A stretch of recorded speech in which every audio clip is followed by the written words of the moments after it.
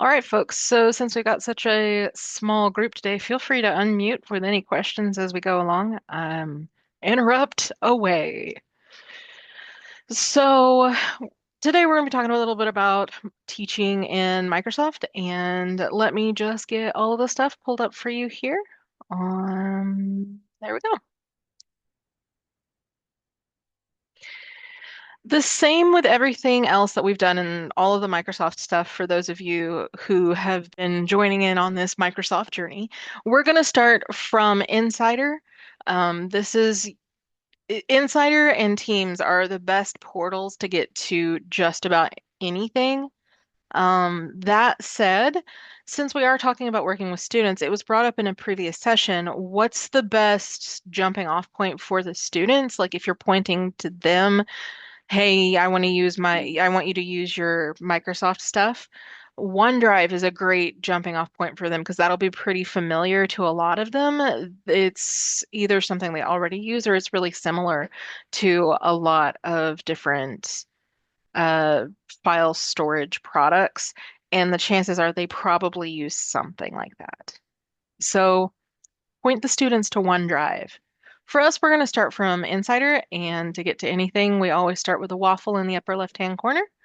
Depending on the services that you use, it may or may not be appearing in this list here. If it's not showing up here, you can either search for it at the top, or you can click on the More Apps button. And then if you still don't see it here on this particular page, you can click this All Apps button over here on the right in teeny tiny print, and that'll take you to the full list of like all 35-ish products that your licensing already includes. Today, we're going to be doing most of our stuff starting from OneDrive to kind of like, because it's just a good hub for file storage. So I'm going to click on OneDrive here. These can be incorporated into your particular file browser. We've talked about that in a couple different sessions. So this will house all of your files. So anything that you had saved to your G drive will now go into your OneDrive. And I want to highlight that though your file browser might also show information from your team sites, the best way to share information, like share files with your students, for now at least, is OneDrive.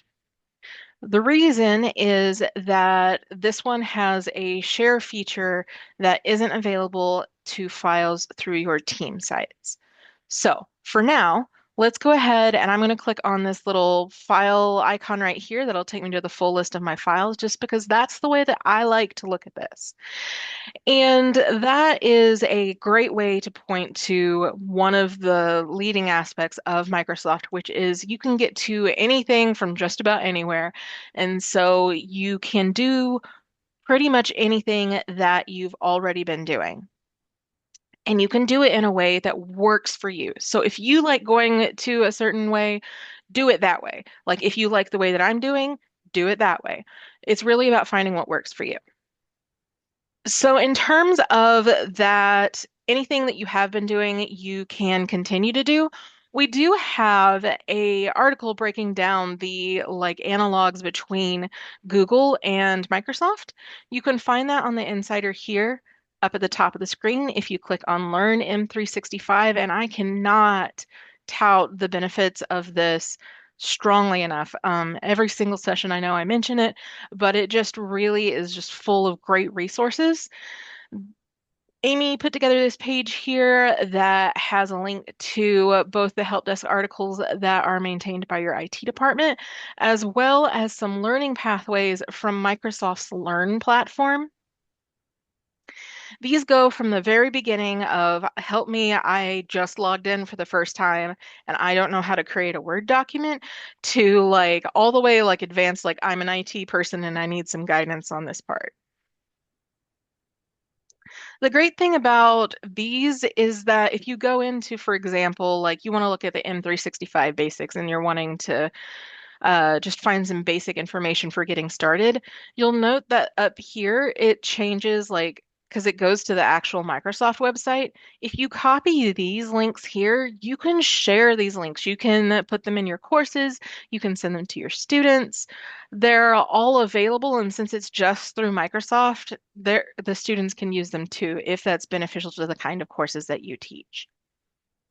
I do want to throw in, since you're pitching this, I used ChatGPT and I said, give me the top like 6 things for basic knowledge, like a sequence of courses. And I'm developing a page with links straight to Microsoft Learn of the basics.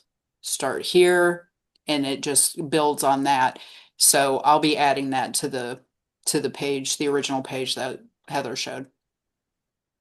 To this one here.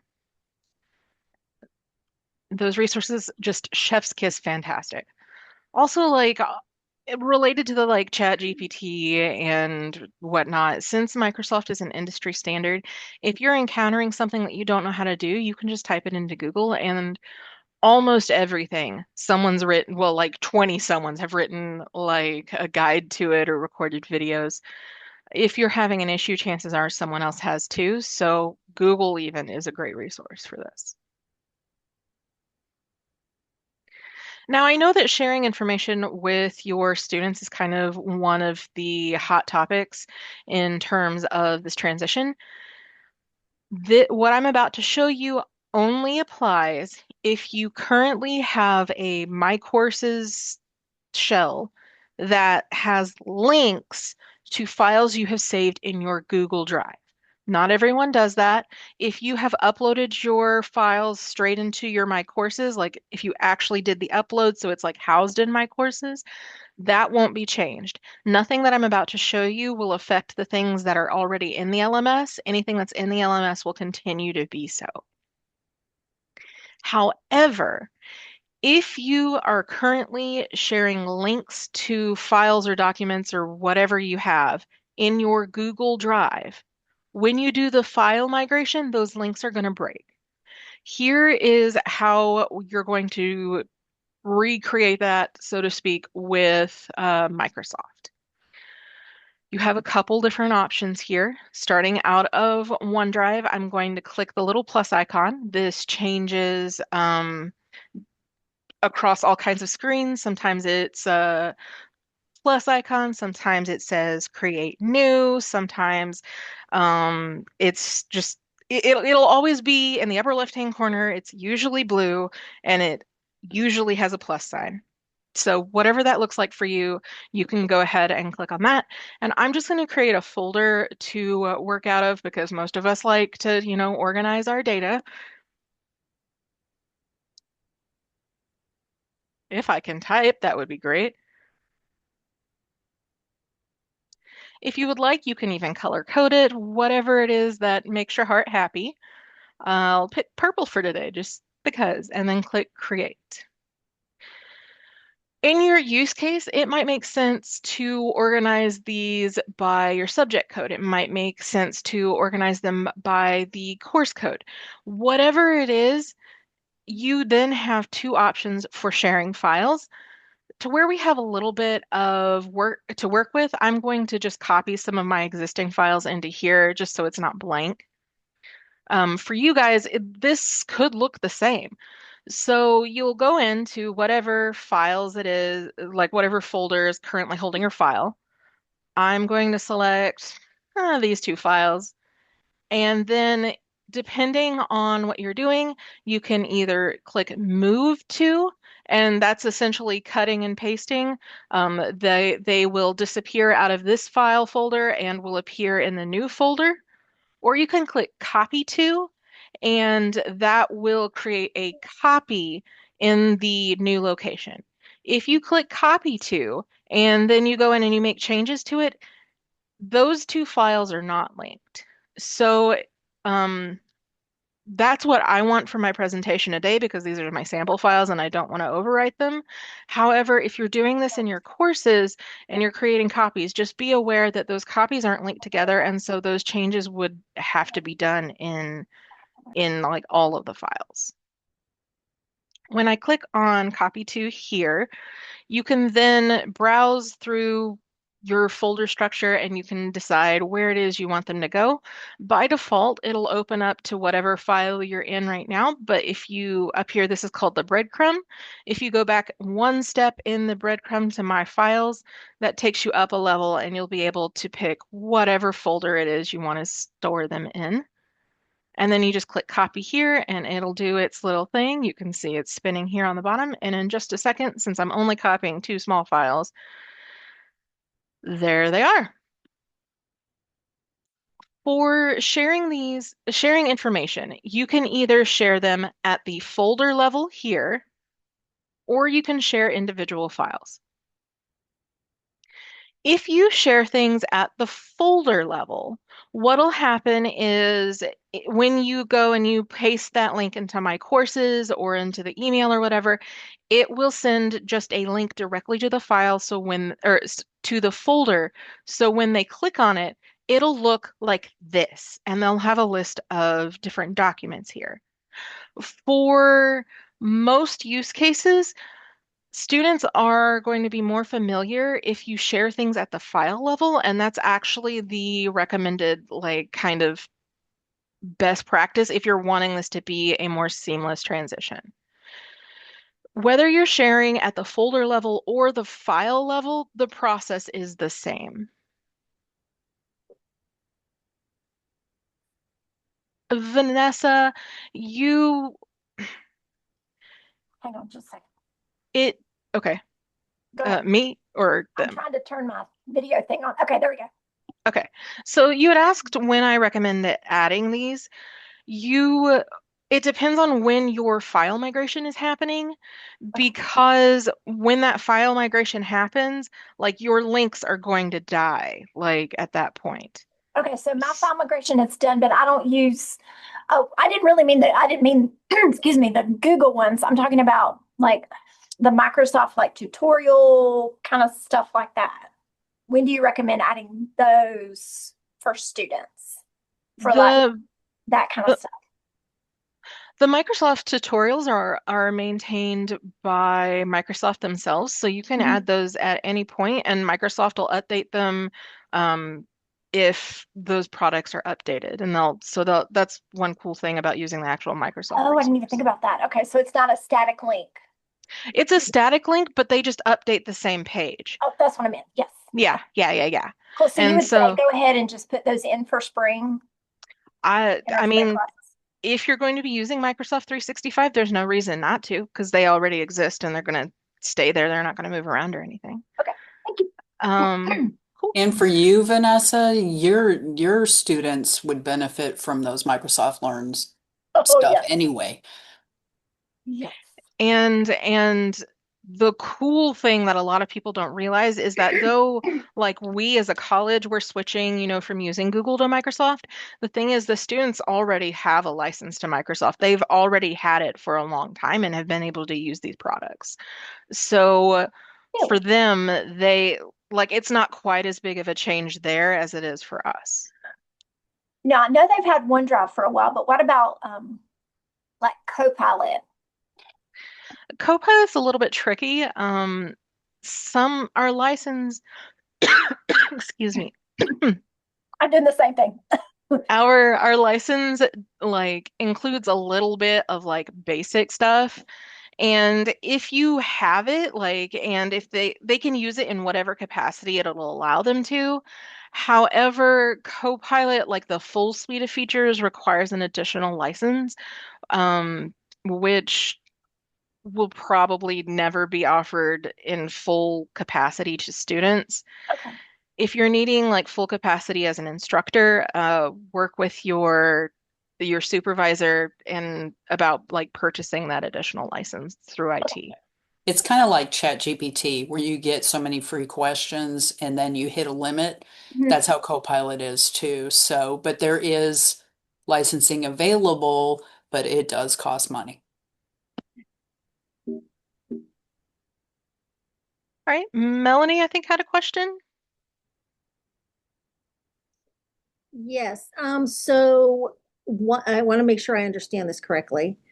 Sorry, I thought I turned my video on. There we go. Um, So once the migration happens, the Google links in courses will no longer work, correct? Correct. Okay. Okay, because we do like lesson plan templates and things where they have links to make their own. So okay, I'm gonna have to recreate. Okay. Let me clarify. They will continue to work until the email migration. Oh, So I'm okay for spring. I would start converting. Okay. If you have that many, I would start converting because I don't want that to hold up your Google Drive migration because we want to get those done before the email migration. But you have a little bit of time there, buffer time to get them Okay. transitioned over. Okay. And there's not a lot of them, but there are some. Yeah. Okay. And really, your Google Drive migration will convert those over to Word and Excel and everything. You just need to relink them in your course Gotcha. to the new place. Okay. Okay. Perfect. Thanks. So how do we get those links, right? Like that's kind of like the next question here. Remembering we can do this at either the folder level or the file level, it's accessible the same way. There are technically like two different ways to get into it. You can hover over this here, you can click the share button up here. If you use the three little dots here, you will have the option to either click the share button or the manage access button. I prefer the share option, but Amy likes the manage access option. If you go in, the difference between the two is if you go into the manage access option, it will allow you to see all of the sharing that you've already done, and you can manage whatever it is you happen to already have created. You can see that for this file, I am the owner, and so it hasn't been shared with anybody else. There's no other access that's been created, not in groups and not in links. If you have already shared a document, you would be able to go ahead and recopy that link instead of having to create a new one through this Manage Access panel. And in my defense, you can still share from this little dialog Oh yeah. box. Yeah. Like and when I say I prefer one and she prefers the other, neither of them are bad or wrong or whatever. It's just whatever, works for us the best. I think we Here, should normalize float your boat. Whatever floats your boat, people. Um, so here's what she was talking about. You can still get to that share from inside the manage access window by clicking on the share icon. I have mentioned in a couple other screens, look for the arrow coming out of the box, but inevitably, whenever I say that, it's one of the locations where Microsoft only says like the actual word share. This is the icon that I swear exists, and no one ever believes me. It's the arrow coming out of the box. So by default, the share window works where you can type in a name of like an individual or like a whole group, like your team site. Um, though if you were doing that, you probably would want to save it to your team site. Either way, you can then select what permissions you want those people or groups to have. By default, it's usually can view. However, you can switch it to can edit, or you can change it to where they can view but not download the item. Technically, there's a box here that says add a message, and you can type a message if you really want to. However, it is of zero use until we complete our email migration. This is one of those features that will not be working correctly or in full capacity until we've switched from Gmail to Outlook. As you guys probably have heard me say about 1,000 times, there are some things in the Microsoft ecosystem that are specifically tied to Outlook. So if you use this feature and you add a message and you click send, that's not going anywhere. The person's never going to receive that email because it's getting trapped inside of Outlook and it's not making it to their actual inbox. So instead, what you would want to do is you would want to click the copy link button here, and then you would want to send that link to whoever it is you're intending to share. Whether you are wanting to email that person, if you're sending out a group message to all of your students, or if you're wanting to put that link straight into your course shell in place of a link to Gmail, you can do that by clicking this copy link button. Now I can hear the uproar, it's like I don't want to enter all of my students into this thing. I agree, that's a pain in the butt. Nobody wants to do that. And that's the reason that for now, OneDrive is the way that we're recommending that we proceed with this. The magic lies in this little gear options button right here. By default, it's going to be set to people you choose. You can change it to people with existing access, only people in Blue Ridge Community College. However, you can also select anyone. This is the Microsoft analog to creating a Google Share link that anyone can access without having to log in. This is the same thing, and it is only available through your OneDrive. It is not available through your team sites. If you click this link where it says anyone will be able to open it and they don't have to sign in. You can also adjust further settings in this settings panel. Again, you can change between the permission types. You can also set an expiration date for your link. So like let's say you have I don't know, a study guide, but you only want it to be available for the next week. You can then select an expiration date and the link will stop working after that expiration date. If you want, you can also set a password. What that'll do is when someone clicks on the link, it'll ask them for a password before it'll actually open whatever file it's linking to. Whenever you've made the selections you want, you just click apply here and you copy the link the same as we just talked about. Boop. And you can see some of the things have started changing. If you hover over this little section right here, it'll give you further information about stuff that's already shared. And just so you guys can kind of see what we were talking about, if you go into the manage access thing and you click on links here, this is that link I just created. And so you can copy it again.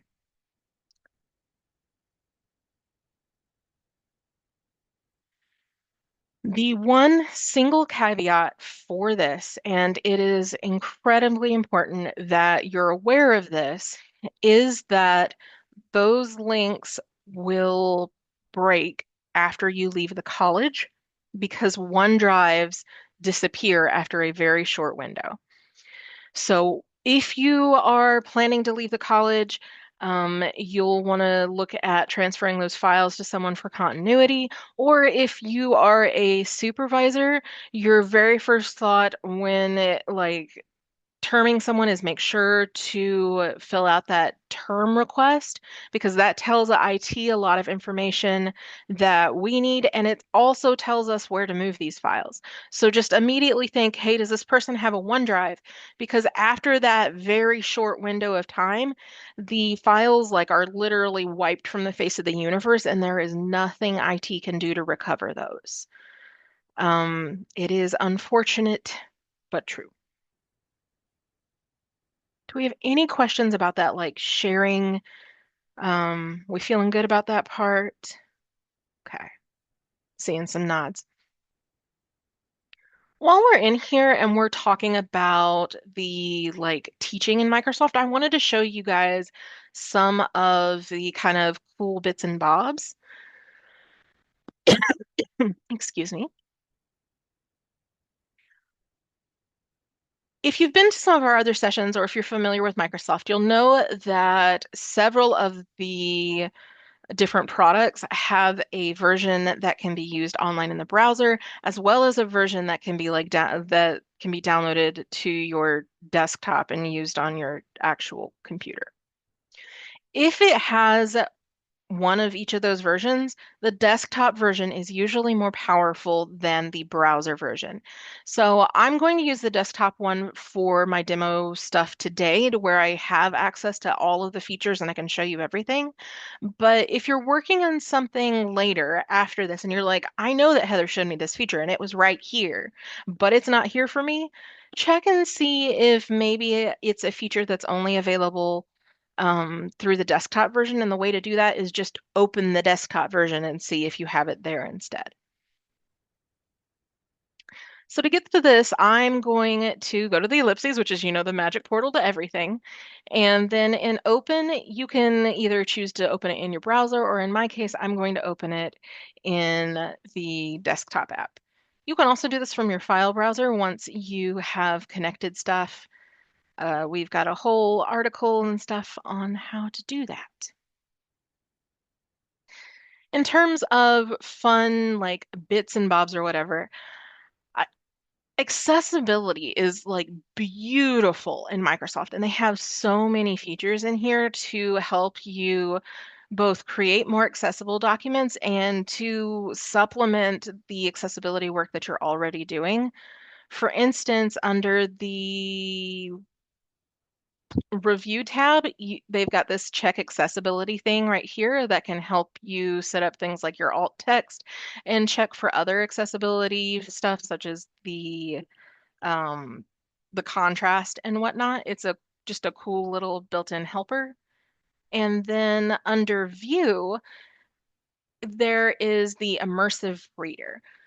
The immersive reader actually shows up in a bunch of different Microsoft products. It's in a bunch of different locations, just depending on what service you're in, if you're in the browser or in the desktop.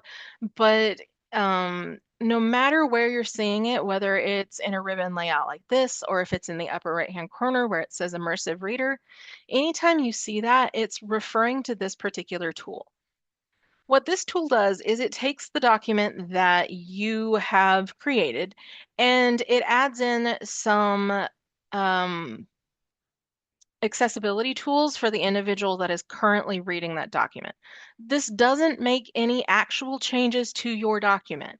Your document will be still saved the exact same way that it is. It just makes it to where the individual can interact with it in a way that might be more accommodating to whatever their needs may be.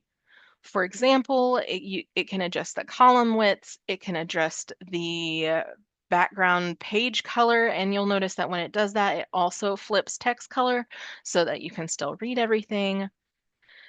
It can adjust text spacing and even add in like syllable markers, whatever's needed to make things easier to read for individuals that may have visual or reading impairments. It's even got this cool line focus thing where they can click on line focus and then select an amount of lines. And what that does, it doesn't show as quite as well on the dark background, but it highlights just line by line and they're able to click through and read it that way. Additionally, the immersive reader also has the ability to read aloud. And when you click on this, it's just, one of those like AI voices, and it'll read whatever the text is on here to the reader. To, yeah, to the reader, to the viewer, to the viewer. There we go. It's just a cool thing to know that it exists and kind of like keep it in your back pocket for various purposes, if someone needs it. So when you're working on making sure that your documents are accessible, would that be something good to try? That way you can kind of see what it's going to tell people? Yes, that's a very good way to see what because the reader will follow the same as your screen reader order. Mhm. So, like, especially if you're checking that, it's a good way to see what like the end product looks like for someone that's using the accommodating services. Cool. I think so. PowerPoint. Now, I'm going to go out on a limb here and say that you guys may have used a PowerPoint or two in your lifetime. PowerPoint actually has a whole bunch of features um, that are really actually kind of super neat.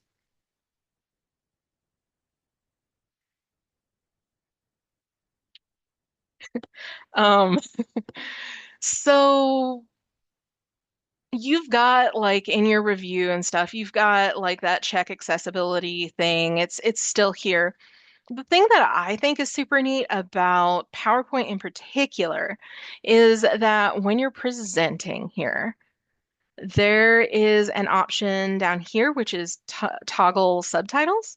And when you do this, what it'll do is it'll actually do automated captioning. You can actually see right now that it's transcribing the words that I'm saying live and it's putting it underneath my slide. You can do this to help support individuals that may need that transcription option, as well as to be a little bit more inclusive for your deaf and hard of hearing students. I'm going to end this one. That's cool. You have further settings that you can do under the slideshow. Yes, under the slideshow tab. Over here, you can switch it to where it says always use subtitles. What that'll do is if I select that and then I start presenting, I don't have to click that toggle button. It'll be on by default and it'll be automatically transcribing what I'm saying from the very beginning. The thing that makes this like even cooler is actually in the subtitle settings. You can make adjustments. I have mine set to below the slide.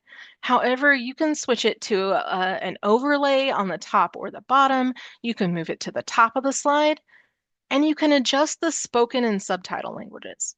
So what this does is the spoken language is me telling the computer what language I'm going to be speaking. And so it's essentially like the input language. That doesn't have to match the subtitle language. If I switch the subtitle language to example Spanish, what that'll do is when I go into presentation mode and it starts to transcribe, it'll actually take my English words and it'll translate them into Spanish and put the captioning on wherever it is that I indicated as we go along to where you have that like simultaneous double language thing going on. Heather, Yes. do you know how accurate this is? It is probably as accurate as like a Google Translate. It uses the Microsoft engine, like Microsoft Translate, which is fairly equivalent to like a Google Translate situation. Okay, thanks. Mhm.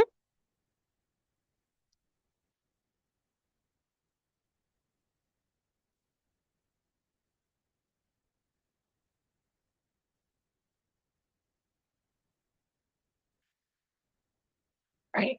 Any other questions about like these parts?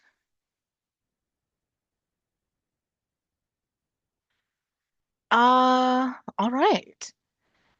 That's the like core stuff that I have. I have like a couple little like bonus things that are kind of fun. I get asked about OneNote a lot, and so I'm constantly showing little tips and tricks. Not everyone's going to find this to be beneficial because not everyone likes OneNote and not everybody finds the like teaching someone how to use OneNote to be beneficial. However, there is this cool feature that's called linked notes in OneNote, and it's just kind of like neat to know about because it's especially useful for both creating study materials as well as like when students are doing research products. To get to it, I'm going to skip over a bunch here. I'm going to assume that in general you have created a OneNote. If not, we've got a breakdown of that in our Microsoft 365 tools recording, so be sure to check that out. I've got a page open here just for example, and under the review tab, there is a linked notes option. When you click on that, it's going to do a little pop-up. It's going to be like, where do you want to save this? And you can indicate wherever it is that you're wanting to save your set of linked notes. When you do that, it'll create a brand new like blank page. You saw that pop up here. And it creates this docked sort of note-taking on the right-hand side of your screen. The thing that's really cool about linked notes is that it links like it saves the link to whatever you happen to have open. So for example, if I've been watching the slideshow and I've got to the end and I found like a keynote point that I'm wanting to save to like study later, I can just copy it from here and I can paste it into my linked notes here. Oh, sorry, I was messing with this beforehand and I actually turned it off. Hold on a second.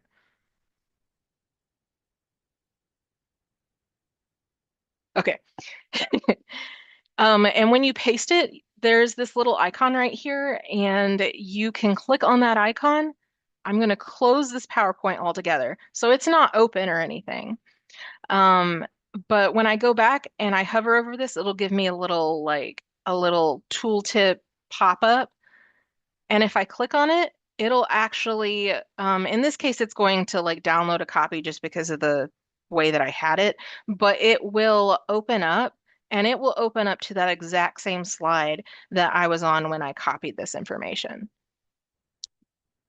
Well, if I had already downloaded it. It's not just limited to PowerPoints, though. It can do that same sort of thing with all different kinds of files. It'll save links to your Word documents, it'll save links to PDFs. I can even go out to the internet and I can copy something off of the internet and I can put it in here. And you can see that it saved a little note of where it was I copied and pasted that from. Whenever you're done, you can just click stop taking linked notes and it'll stop linking that. But then you have the ability to view all of the linked files that you have in there. You can just review and pull everything together. Whenever you're done, you can click the X and it'll close that doc. And you'll see that whatever you did is saved into your OneNote. Just kind of like a fun little like bonus thing for my dedicated viewers. Was there anything that you guys have been wondering about teaching in Microsoft that you really that like you were hoping was be included in this that you haven't seen yet?